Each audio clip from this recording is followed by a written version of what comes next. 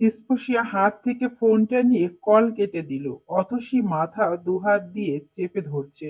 আবার মাথা ব্যথা শুরু হয়েছে। স্পর্শিয়া অতসীকে বেডে শুয়ে দিল। আর নানা কথা বলে অতসীর মনোযোগটা স্পর্শিয়ার দিকে করার চেষ্টা করছে। স্পর্শ ফোন রেখে শুয়ে পড়েছে। থাক আর জ্বালিয়ে লাভ নেই। এখন একটা ঘুম দেওয়া যাক। সকালে ঘুম থেকে উঠে ফ্রেশ হয়ে আশ্রমে গেল। আশ্রমে রান্নাঘরে যেতেই দেখলো রান্না মাত্র শেষ হয়েছে, কিন্তু খাবার খুব অল্প। বাচ্চাদেরই ভালো করে হবে নাকি তার সন্দেহ। তাই স্পর্শিয়া আর খাবার খেলো না, সোজা মায়ের কাছে দৌড়ে গেল। মা, এতটুকু খাবারে বাচ্চাদের হবে? সুমা চুপ করে দাঁড়িয়ে আছে। কি বলবি মেয়ে? কিছুই মাথায় আসছে না, হাতে একটা টাকাও নেই। আল্লাহ হয় খাবারের বরকত দিবে। তুই খেয়ে কলেজে যা মা। আমার ক্ষুধা নেই মা, আসছি। স্পর্শিয়া, খেয়ে যা তুই। স্পর্শিয়া কোনো কথা বলল না। বাসায় এসে রেডি হয়ে কলেজে চলে গেল। স্পর্শ রাস্তায় দাঁড়িয়ে আছে, হঠাৎ স্পর্শকে দেখে ইশারায় আসতে বলল। সমস্যা কি, ডাকছেন কেন? কালকে না বললে কল কেটে দিলে কেন? আপনার জন্য। আমার ভালো আন্টি অসুস্থ হয়ে পড়েছিল, আপনি আর কল দিবেন? স্পর্শ বেবি, তুমি এখানে? নাবালিকা পেছন থেকে এসে এই কথা বলে স্পর্শের ডোন্ট কেয়ার ভাব নিয়ে বলল, আরে আম্মু আপনি? স্পর্শ, আমি তোমার আম্মু হই। স্পর্শিয়া মুখে হাসি টেনে বলল, একদম দামড়া ছেলেকে বেবি বলে তো আম্মু ডাক শুনতেই হবে। নাবিলা স্পর্শের সামনে এসে ন্যাকামো করে বলল, এই মেয়েরা তোমাকে দামড়া বলল, তাও কিছু বললে না? এই ন্যাকামো করো না তো, সামনে থেকে যাও। মনে রেখো তুমি আমার সিনিয়র। তুমি ফেল করছো নয়তো আমার তো একই ক্লাসেই ছিলাম। সে যখন ছিলাম তখনই ছিলাম। এখন সামনে থেকে যাও। চলে যাবে তো বলে আমার কল রিসিভ করবে। যাও করব। নাবিলা চলে গেল। পিছনে তাকিয়ে দেখলো স্পর্শিয়া নেই। স্পর্শ দৌড়ে ক্লাসে গেল। কিন্তু আজকে স্পর্শিয়া যে বেঞ্চে বসছে তার পাশে রুহিত বসেছে। রুহিতকে এখন এখান থেকে উঠিয়ে অন্য কোথাও বসানো বেশ কষ্টসাধ্য। রুহিত, এই বেঞ্চ ফিল আপ হয়ে গিয়েছে, তুই অন্য কোথায় বস। রোহিত ভাই, আমাকে তো পাশে বসতে দিবি? কেন, আসলে তোকে ছাড়া আমি একদম বসতে পারি না। এই মিথ্যে বলছিস, তোর পাশে বসতে দে আমাকে প্লিজ। স্পর্শিয়া পাশ থেকে বলে উঠল, একটা কাজ করেন, আপনি আমার জায়গায় বসেন, আমি অন্য জায়গায় গিয়ে বসবো। স্পর্শ আর চোখে তাকিয়ে, আমি মেয়েদের সাথে বসবো? রোহিতকে এত ভালোবাসেন, রোহিতের জন্য না হয় আজকে মেয়েদের পাশেই বসলেন। ওদের দুজনের কথা বলার মাঝখানে নৌশিন ক্লাসে ঢুকলো। নৌশিন স্পর্শিয়ার সাথে জায়গা না পেয়ে পিছনে গিয়ে বসে সাথে সাথে রোহিত উঠে বলে, স্পর্শ তুই এখানেই বস, আমি পিছনে যাচ্ছি। স্পর্শিয়া আর স্পর্শ দুজনেই রোহিতের যাওয়ার দিকে তাকিয়ে আছে। যে ছেলেটা এতক্ষণে যেতে রাজি হচ্ছিল না, সে এখন নিজ ইচ্ছে থেকে পিছনে চলে গিয়েছে। এই চুইংগাম শোন, হাতি একটা বেয়াদব মেয়ে আমি তোমার বড়, তো আমি কি করব? সম্মান দিয়ে কথা বলা। ফেল করছো 3 বার, আবার সম্মান? আমি ফেল করছি এটা তোমাকে কে বলেছে? শফিক পিছন থেকে নিষেধ করেছিল, কিন্তু স্পর্শিয়া খেয়াল করেনি। শফিক ভাইয়াকে আপনি কয়বার ফেল করেছেন আমি বলবো। শফিকের বিচার পরে হবে, আগে তোমারটা। আসসালামু আলাইকুম স্যার।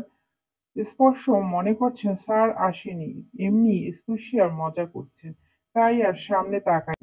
স্পর্শিয়ার দিকে তাকিয়েছিল। স্যার এসে কানে ধরে বসা থেকে উঠিয়েছে।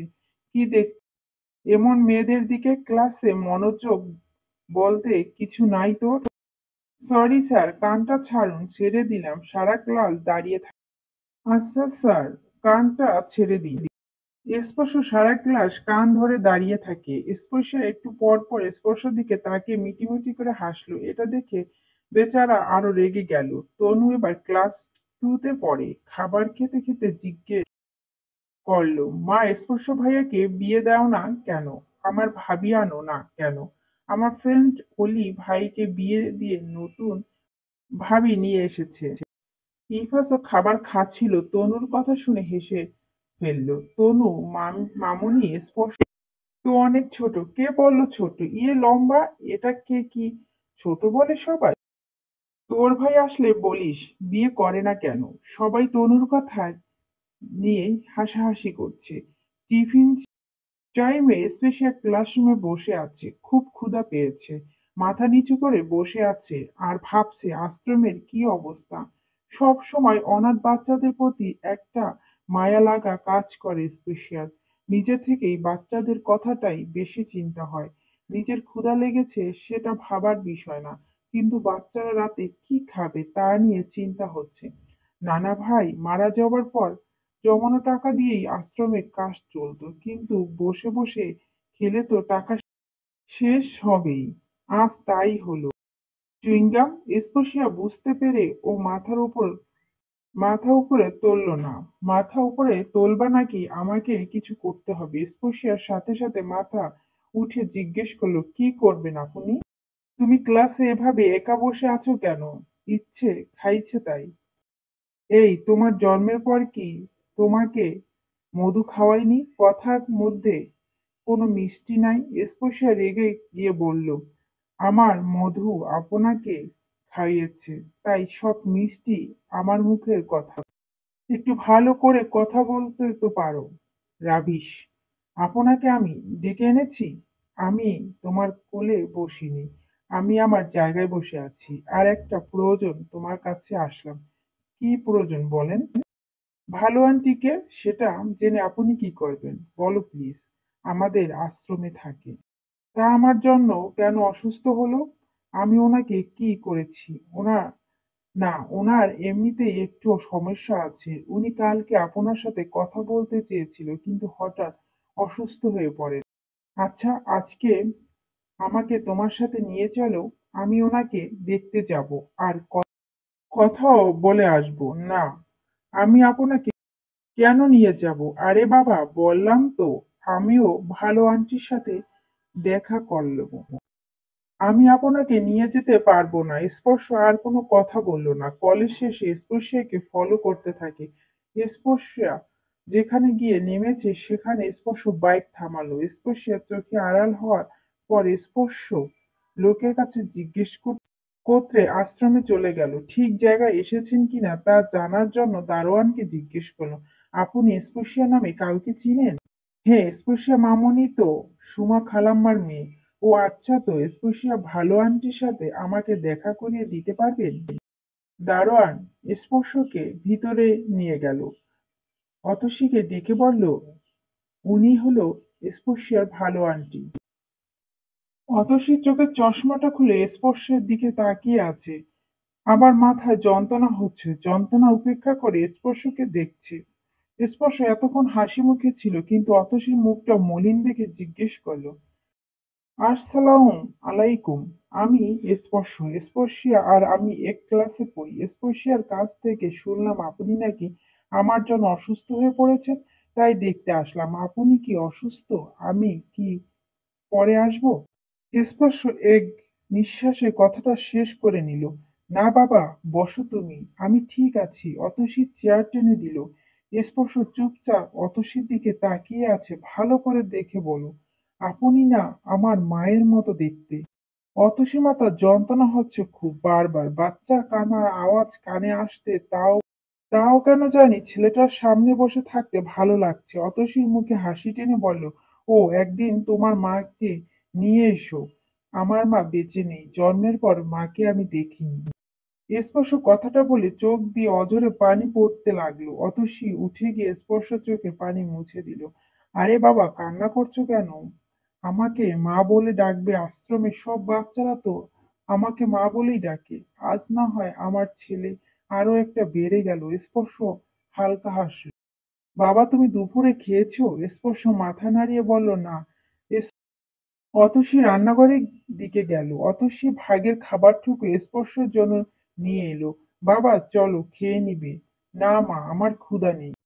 মা বলে যখন ডেকেছো তখন তো মায়ের কথা শুনতেই হবে। অতসী স্পর্শকে খাবার দিয়ে দাঁড়িয়ে আছে। কেন জানি না, মা বলে ডাকতে খুব ভালো লাগছে। খাবারের কথা বল তাও নিষেধ করতে পারিনি। হয়তো মায়ের মুখের সাথে অনেকটা মিল আছে, তাই ভেবে থেকে মায়া অনুভব করছে। অতসী পলকহীন ভাবে ছেলেটির দিকে তাকিয়ে আছে। অনেকদিন পর ছেলেটাকে পেয়ে অনেক ভালো লাগছে। খালাম্মা, আপনি যে এই পোলাটা রে খাইতে দিলেন, আহন আপনে খাবেন কি? অতসী চোখে রাগিয়ে রুমির দিকে তাকায়। রুমি হচ্ছে রান্না বান্না করে, কোথায় কি বলতে হয় তা জানো না দেখি রুমি? তোমাকে আমি বলছি এমন কথা বলতে? আপনি খান নাই, আমার ড্রামে চালও নাই তো আমি কি বলবো না? এখন তো সারা রাত না খেয়ে থাকতে হবে। আমার সামনে থেকে যাও রুমি। মা বকো কেন? তুমি খাওনি তা আগে বলনি কেন? অতসী আর কিছু বলল না। স্পর্শ খাবার শেষ করে দারোয়ানকে নিয়ে বাজারে গেল। স্পর্শ কাছে যা টাকা ছিল সব দিয়ে আশ্রমের জন্য বাজার করলো। চাল ডাল আলু যা লাগে মোটামুটি ৩-৪ দিনের খাবার। স্পর্শ টাকাগুলো নিয়েছিল ইফাজের কাছ থেকে বন্ধুর সাথে মজা করে করবে বলে, কিন্তু আশ্রমের খাবার নেই শুনে মনটা খুব খারাপ লাগলো। তাই আর দেরি করেনি, বাজার করতে চলে আসে। স্পর্শ বাজার করে আশ্রমে ঢুকেই মা বলে ডাকতে থাকে। স্পর্শ ডাকটা শুনেই অতসী রুম থেকে বের হলো। বের হয়ে এত বাজার দেখে অতসী অবাক হয়ে যায়। বাবা, তুমি এগুলো কি করছো? তোমার ভাগের খাবার খেয়েছি, তাই আমার ভাগের টাকা দিয়ে তোমার জন্য আবার খাবার নিয়ে এসেছি। স্পর্শিয়া এমন হাঁক ডাক শুনে বাহিরে এসে স্পর্শকে দেখে চোখ দুটো রসগোল্লার মতো বড় বড় করে ফেলল। এই আপনি আমার পিছু নিয়ে আমার বাড়ি পর্যন্ত চলে এসেছেন? চুইংগামের আঠার মতো লেগে সব সময় আমার পেছনে পড়ে আছেন। ভালো আন্টি, এই ছেলে সেই বজ্জাত ছেলে যার জন্য তুমি কালকে অসুস্থ হয়ে পড়েছিলে, তাই আজ সুস্থ করতে চলে এলাম। সুস্থ না ছাই, আমার আশ্রম থেকে বের হন। আরে মা, তুমি এমন করছো কেন? দেখছো না ছেলেটা কত বাজার করে নিয়ে এসেছে আশ্রমের বাচ্চাদের জন্য? স্পর্শিয়া নিচের দিকে তাকাতেই হাঁ করে গেল। এই ছেলে করেছেটা কি? স্পর্শিয়াকে পাত্তা না দিয়ে অতসীর কাছে গেল। মা, আমাকে বাসায় যেতে হবে। আমার বাবা হয়তো অনেক চিন্তা করছে। আপনি রাতে ভালো করে খাবেন, আবার কালকে আসবো। বাই।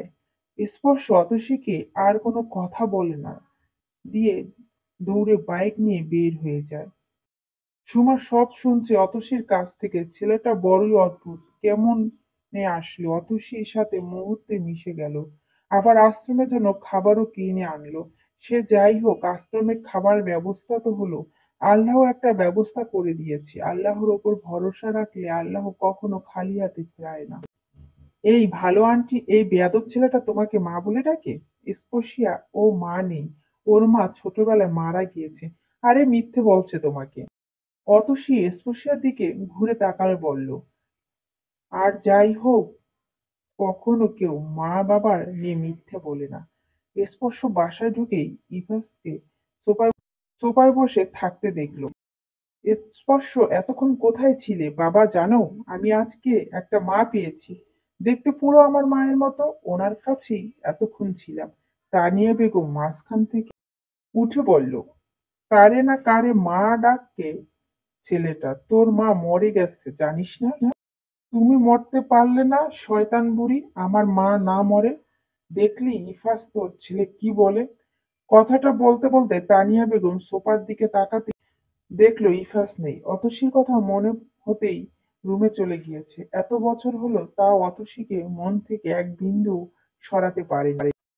যাকে মন থেকে ভালোবাসা যায় একবার, তাকে কি কখনো ভোলা যায়? বিয়ে হলো, বাচ্চা হলো, কিন্তু সংসারটা ঠিক হয়ে ওঠেনি। আর আগেই অজানা ঝড়ে জীবনটা তছনছ করে দিয়ে গেল। যদি জীবন নিয়ে লিখতে বসে তাহলে ইফাজের প্রাপ্তির খাতায় ডাবল শূন্য পড়বে।